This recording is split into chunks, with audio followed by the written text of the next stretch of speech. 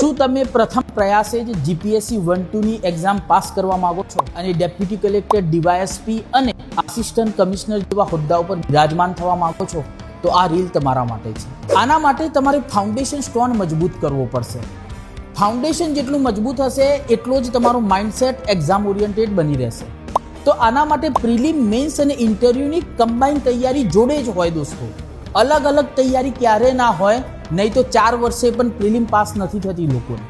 તો આના માટે શુભ એકેડેમી દ્વારા સંપૂર્ણ ફાઉન્ડેશન બેચ અમે લઈને આવી રહ્યા છે અને તમને કોણ ભણાવવાનું છે તો સ્પીપાની એક્સપર્ટ ફેકલ્ટી તમને ગાઈડ કરવાની છે।